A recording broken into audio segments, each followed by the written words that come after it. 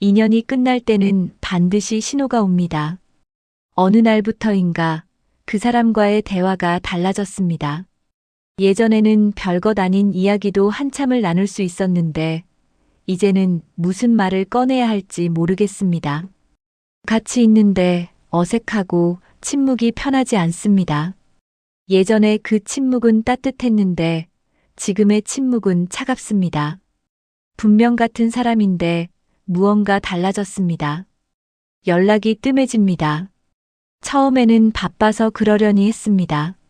그런데 시간이 지나도 달라지지 않습니다. 답장이 느려지고 만남이 줄어들고 함께 있어도 각자 다른 곳을 바라보고 있습니다. 그 사람이 웃을 때 그 웃음이 나를 향한 것인지 아닌지 알 수 없습니다. 그럴 때 마음 한켠에서 조용히 무언가가 말합니다. 이 인연이 달라지고 있다고. 그 신호를 알아채면서도 인정하고 싶지 않습니다. 설마 아직은 괜찮을 거야. 내가 너무 예민한 거겠지. 그렇게 스스로를 다독이며 버팁니다. 그런데 그 신호는 점점 선명해집니다. 오늘은 인연이 끝날 때 반드시 찾아오는 신호에 대해, 그리고 그 신호 앞에서 우리가 어떻게 마음을 다스려야 하는지 부처님의 말씀을 통해 이야기해 드리겠습니다. 아무것도 갑자기 끝나지 않습니다. 우리는 종종 이렇게 말합니다. 갑자기 그렇게 됐다고. 어느 날 갑자기 연락이 끊겼고, 어느 날 갑자기 멀어졌고, 어느 날 갑자기 모든 것이 달라졌다고. 그런데 사실 아무것도 갑자기 일어나지 않습니다. 강이 범람하기 전 수위는 며칠에 걸쳐 서서히 올라옵니다. 나무가 쓰러지기 전 뿌리는 이미 오래전부터 썩어가고 있었습니다. 우리 눈에 갑자기처럼 보이는 것들은 사실 오랫동안 조금씩 변해온 것들이 한순간 드러난 것입니다. 인연도 그렇습니다. 인연이 끝날 때 그것은 한 번에 뚝 끊어지지 않습니다. 반드시 신호가 먼저 옵니다. 작고 조용한 신호들이 하나씩 쌓입니다. 그 신호들을 알아채느냐 알아채지 못하느냐가 우리 마음의 준비를 결정합니다. 부처님은 이것을 오래전에 이미 말씀하셨습니다. 코살라 왕국의 두 친구. 부처님 당시 코살라 왕국의 어린 시절부터 함께 자란 두 친구가 있었습니다. 한 사람은 상인의 아들이었고 다른 한 사람은 농부의 아들이었습니다. 신분도 달랐고 하는 일도 달랐지만 두 사람은 오래도록 각별한 사이였습니다. 서로의 집을 제 집처럼 드나들었고 어려운 일이 생기면 제일 먼저 서로를 찾았습니다. 그런데 상인의 아들이 장사가 잘 되면서 조금씩 달라지기 시작했습니다. 처음에는 작은 것들이었습니다. 약속 시간을 지키지 않는 일이 잦아졌습니다. 예전에는 친구가 찾아오면 하던 일을 멈추고 반겼는데 이제는 바쁘다는 말을 먼저 했습니다. 함께 밥을 먹어도 대화가 예전 같지 않았습니다. 상인은 자꾸 다른 사람들 이야기, 더 높은 곳의 이야기를 했고 농부의 친구가 하는 이야기에는 예전처럼 귀를 기울이지 않았습니다. 농부의 아들은 처음에는 그냥 넘겼습니다. 바쁜 거겠지. 요즘 일이 많겠지. 그렇게 생각했습니다. 그런데 그 작은 변화들이 쌓이면서 그는 점점 알게 됐습니다. 무언가 달라지고 있다는 것을. 어느 날 농부의 아들은 부처님을 찾아갔습니다. 오랜 친구가 달라진 것 같다고, 내가 예민한 건지 아니면 정말 그런 건지 모르겠다고, 이 마음을 어떻게 해야 할지 모르겠다고 여쭤봤습니다. 부처님은 조용히 그의 말을 들으셨습니다. 그리고 물으셨습니다. 그 친구 곁에 있을 때 내 마음이 어째? 농부의 아들은 잠시 생각하다 대답했습니다. 예전에는 편했는데 요즘은 어색하다고, 뭔가 조심스럽다고, 같이 있어도 혼자 있는 것 같다고. 부처님이 말씀하셨습니다. 그게 신호야. 인연이 변하고 있다는 신호. 그 마음이 이미 알고 있는 거야. 인연이 끝날 때 오는 신호들. 부처님은 농부의 아들에게 인연이 변할 때 오는 신호들을 하나씩 말씀해 주셨습니다. 첫 번째 신호는 함께 있어도 혼자인 느낌입니다. 인연이 살아있을 때 우리는 그 사람과 함께 있는 것만으로도 충만합니다. 말이 없어도 괜찮고 아무것도 하지 않아도 그 자리가 따뜻합니다. 그런데 인연이 옅어지기 시작하면 같은 공간에 있어도 어딘가 어색합니다. 뭔가를 해야 할 것 같고 말을 채워야 할 것 같고 그 침묵이 불편합니다. 몸은 가까이 있지만 마음은 멀리 있는 느낌. 그것이 첫 번째 신호입니다. 두 번째 신호는 작은 것들이 신경 쓰이기 시작합니다. 인연이 깊을 때 우리는 그 사람의 단점을 알면서도 그냥 넘어갑니다.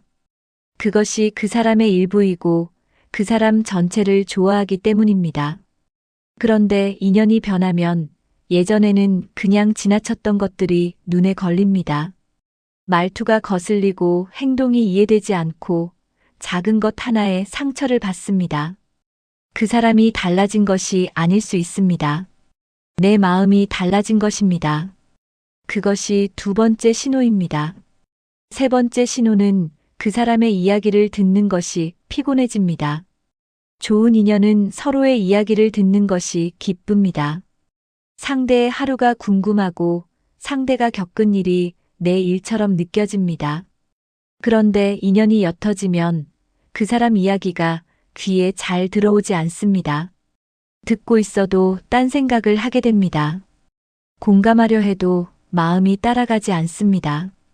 이것은 그 사람이 잘못한 것도 내가 나쁜 것도 아닙니다. 인연이 보내는 자연스러운 신호입니다. 네 번째 신호는 연락이 의무처럼 느껴집니다. 인연이 살아있을 때 그 사람에게 연락하는 것이 즐겁습니다. 특별한 이유가 없어도 생각나면 연락하고 연락이 오면 기분이 좋아집니다. 그런데 인연이 변하면 연락이 어딘가 무겁습니다. 해야 하니까 하는 것 같고 받으면 어떻게 답해야 할지 고민됩니다. 자연스럽게 흘러가던 것이 노력해야 하는 일이 되는 것. 그것이 네 번째 신호입니다. 부처님은 말씀하셨습니다. 이 신호들을 알아챘다면 그건 나쁜 게 아니야. 오히려 다행인 거야. 인연이 변하고 있다는 걸 모르고 계속 붙잡으려 하면 더 많이 다쳐. 신호를 알아채는 건 마음을 준비하라는 거야. 인연은 왜 끝나는가? 농부의 아들이 물었습니다. 왜 인연이 끝나는 거냐고. 내가 뭘 잘못한 건지 아니면 그 사람이 나쁜 건지. 부처님이 답하셨습니다. 둘 다 아니야. 인연에는 때가 있어. 꽃이 피는 때가 있고 지는 때가 있는 것처럼 인연도 만나는 때가 있고 헤어지는 때가 있어. 그게 누구 탓이 아니야. 그냥 그 인연의 때가 된 거야. 이것이 부처님이 말씀하신 연기의 이치입니다. 모든 인연은 인연이 될 조건이 갖추어졌을 때 만나고 그 조건이 달라지면 형태가 바뀝니다. 봄에 피는 꽃이 겨울에 피지 못하는 것이 꽃의 잘못이 아닌 것처럼 인연이 끝나는 것도 누구의 잘못이 아닙니다. 그러나 우리는 쉽게 탓합니다. 내가 뭔가 부족했던 건지, 내가 더 잘했더라면 달라졌을 건지, 아니면 그 사람이 변한 건지, 그 사람이 처음부터 그런 사람이었던 건지. 부처님은 그 탓을 내려놓으라고 하셨습니다. 탓하는 동안은 그 인연에서 벗어나지 못해. 왜 그렇게 됐는지를 붙들고 있는 것 자체가 이미 끝난 인연을 아직 끝내지 못한 거야. 탓을 내려놓는 것, 그게 인연을 진정으로 마무리하는 방법이야. 신호 앞에서 우리가 하는 실수.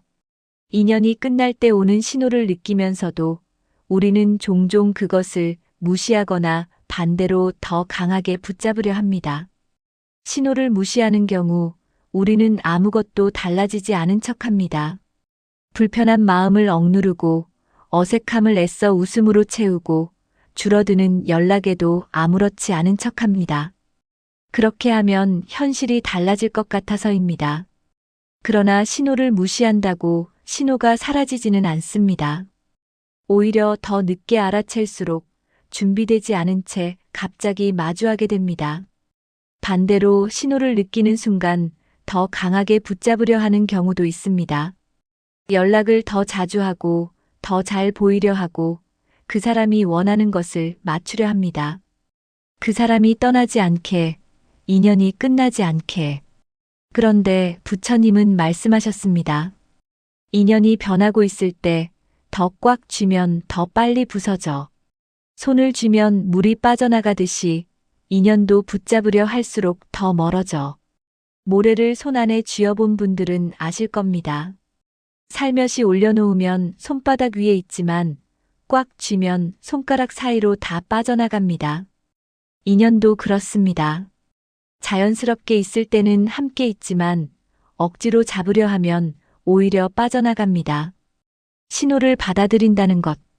그렇다면 어떻게 해야 하는 것일까요? 신호가 왔을 때 우리는 어떻게 해야 하는 걸까요? 부처님이 농부의 아들에게 말씀하셨습니다. 신호가 오면 먼저 그걸 인정해. 변하고 있다는 것을. 그리고 그 변화를 억지로 막으려 하지 마. 대신 이 인연이 내게 무엇을 가르쳐 줬는지, 이 사람이 내 삶에 무엇을 남겨줬는지를 봐봐. 신호를 받아들인다는 것은 그 사람을 포기하는 것이 아닙니다. 그 인연의 형태가 달라지는 것을 인정하는 것입니다. 그 사람이 내 삶에서 사라지는 것이 아니라 그 사람과의 관계가 다른 모습으로 변해가는 것입니다. 가까웠던 친구가 멀어져도 그 친구와 함께했던 시간과 그 친구가 내게 줬던 것들은 사라지지 않습니다. 매일 연락하던 사람과 연락이 뜸해져도 그 사람이 내 삶에 미친 영향은 여전히 남아 있습니다. 인연은 끝나도 그 인연이 남긴 것들은 끝나지 않습니다. 부처님이 이어 말씀하셨습니다. 꽃이 지면 열매가 남아. 인연도 그래. 인연의 형태가 변하면 그 인연이 남긴 것들이 내 안에 열매처럼 남아. 그걸 볼 수 있으면 인연이 끝나는 게 두렵지 않아. 먼저 신호를 보내는 것이 더 아름다울 때도 있습니다. 부처님은 또 이런 말씀도 하셨습니다. 때로는 내가 먼저 신호를 보내야 할 때도 있어. 상대를 위해서. 이 말씀은 조금 다른 방향을 가리킵니다. 내가 인연이 끝나가는 신호를 받는 것만이 아니라 내가 먼저 그 신호를 보내야 할 때도 있다는 것입니다. 어떤 인연은 계속 이어지면 오히려 서로를 힘들게 합니다. 함께 있을수록 상처가 생기고 만날수록 지치고 그 인연 안에서 둘 다 성장하지 못합니다. 그럴 때 먼저 솔직하게 마음을 전하는 것. 그것이 그 사람을 위하는 길이기도 합니다. 그러나 그 신호를 보내는 것은 쉽지 않습니다. 상처를 줄까봐, 오해받을까봐, 나쁜 사람이 될까봐. 부처님이 말씀하셨습니다. 진심으로 전하는 이별은 거짓으로 이어가는 인연보다 아름다워. 끝을 진심으로 대하는 것, 그것도 그 인연을 소중히 여기는 방법이야. 형태가 달라지는 것을 솔직하게 말하는 것, 그것이 오히려 그 인연을 존중하는 것입니다. 인연이 끝날 때 흔들리는 것은 자연스럽습니다. 인연이 끝나가는 신호를 알아채도 그것을 인정해도 마음은 흔들립니다. 그것이 당연합니다. 농부의 아들도 그랬습니다. 부처님의 말씀을 듣고 고개를 끄덕이면서도 마음이 아팠습니다. 어린 시절부터 함께했던 친구인데 그 인연이 달라지는 것이 슬프지 않을 수 없었습니다. 부처님은 그 마음을 꾸짖지 않으셨습니다. 아파도 돼. 슬퍼도 돼. 인연이 변하는 건 원래 아픈 거야. 그 아픔을 느끼는 건 그 인연이 소중했다는 뜻이야. 아무렇지 않다면 그 인연은 처음부터 별로 깊지 않았던 거야. 흔들리는 마음을 억누르려 하지 않아도 됩니다. 그 마음을 느끼되 그 마음에 잠기지 않으면 됩니다. 파도가 와도 바다는 바다입니다. 파도를 막으려 하지 않아도 파도는 지나갑니다. 부처님이 말씀하셨습니다. 흔들리는 거 봐봐. 그 흔들림 안에 뭐가 있는지, 그 인연이 얼마나 소중했는지, 그 사람이 내게 얼마나 많은 것을 줬는지, 그게 다 거기 들어있어. 흔들림은 감사의 다른 모습이야. 새로운 인연을 위한 자리. 인연이 끝날 때 오는 신호를 알아채고 그 신호를 받아들이는 것은 사실 새로운 인연을 위한 준비이기도 합니다. 가득 찬 잔에는 새 물을 부을 수 없습니다. 이미 끝난 인연을 놓지 못하고 붙들고 있으면 새로운 인연이 들어올 자리가 없습니다. 억지로 이어가는 인연이 자리를 차지하고 있는 동안 나와 진정으로 맞는 인연은 문 앞에서 기다리다 돌아갑니다. 부처님은 말씀하셨습니다. 인연을 보낼 줄 아는 사람이 인연을 맞이할 줄도 알아. 잘 보내는 것이 잘 맞이하는 것의 시작이야. 끝나가는 인연의 신호를 알아채고 그것을 억지로 붙잡지 않고 자연스럽게 흘려보내는 것. 그것은 포기가 아닙니다. 그 인연에 대한 감사와 함께 다음을 향해 나아가는 것입니다. 농부의 아들이 배운 것. 농부의 아들은 부처님의 말씀을 듣고 마을로 돌아갔습니다. 그는 더 이상 친구에게 억지로 연락하지 않았습니다. 그렇다고 원망하지도 않았습니다. 그저 그 친구와 함께했던 어린 시절의 기억들을 조용히 마음에 담았습니다. 같이 개울에서 물고기를 잡던 여름날, 서로의 집에서 밥을 먹던 저녁, 아무 말 없이 나란히 앉아 하늘을 보던 시간들. 그 기억들은 여전히 따뜻했습니다. 인연의 형태가 달라졌다고 해서 그 시간들이 거짓이 되지는 않았습니다. 그 시간들은 분명히 있었고 분명히 아름다웠습니다. 그리고 얼마 후 그는 새로운 인연을 만났습니다. 길을 가다 도움을 청하는 나그네를 만났는데 그 인연이 이후 그의 삶에서 가장 소중한 벗이 되었습니다. 나중에 그는 부처님께 이런 말씀을 드렸습니다. 그때 친구와의 인연을 잘 보낼 수 있어서 이 새로운 인연을 맞이할 수 있었던 것 같다고. 부처님이 미소 지으셨습니다. 그래. 인연은 강물처럼 흘려보낼 줄 아는 사람에게 새물이 와. 지금 신호를 느끼고 계신 분들께, 오늘 이 영상을 보고 계신 분들 중에 지금 인연의 신호를 느끼고 계신 분이 계실 겁니다. 오래된 친구와 어느새 멀어진 것 같은 분, 소중한 사람과의 대화가 달라진 것 같은 분, 함께 있어도 혼자인 것 같은 느낌을 받는 분. 그 신호가 무엇을 뜻하는지 알면서도 인정하기가 두려운 분. 그 마음이 충분히 이해됩니다. 부처님의 말씀을 다시 한번 마음에 담아보시기 바랍니다. 신호는 나쁜 것이 아니야. 신호는 준비하라는 거야. 그 인연이 변하고 있다는 걸 알고 억지로 붙잡지 말고 그 인연이 내게 줬던 것들을 감사히 여기면서 자연스럽게 흘려보내는 거야. 그게 그 인연을 가장 아름답게 마무리하는 방법이야. 인연이 끝나는 것이 실패가 아닙니다. 그 인연이 그 시간만큼 아름다웠다는 증거입니다. 모든 인연은 만날 때도 소중하고 헤어질 때도 소중합니다. 신호가 왔다면 그 신호 앞에 조용히 서보시기 바랍니다. 그리고 그 인연이 당신에게 남겨준 것들을 돌아보시기 바랍니다. 그것들은 그 인연이 끝난 뒤에도 당신 안에 남아 당신의 일부가 됩니다. 부처님의 말씀으로 마무리하며 부처님은 이런 말씀을 남기셨습니다. 만남이 있으면 헤어짐이 있어. 그건 슬픈 게 아니야. 만남이 있었다는 것 자체가 축복이야. 헤어짐은 그 만남이 끝나는 게 아니라 그 만남이 다른 형태로 이어지는 거야. 잘 보낼 줄 아는 사람이 잘 살 줄 아는 사람이야. 인연이 끝날 때는 반드시 신호가 옵니다. 그 신호를 두려워하지 마시기 바랍니다. 그 신호는 당신을 해치러 오는 것이 아닙니다. 새로운 것을 맞이할 준비를 하라고 마음에게 보내는 조용한 안내입니다. 오늘 그 신호 앞에 서 계신 분들께 부처님의 말씀이 조금이나마 위로가 되기를 바랍니다. 당신이 그 인연을 소중히 여겼다면 그것으로 충분합니다. 최선을 다한 인연은 어떤 형태로 끝나든 아름답습니다. 시청해 주셔서 감사합니다.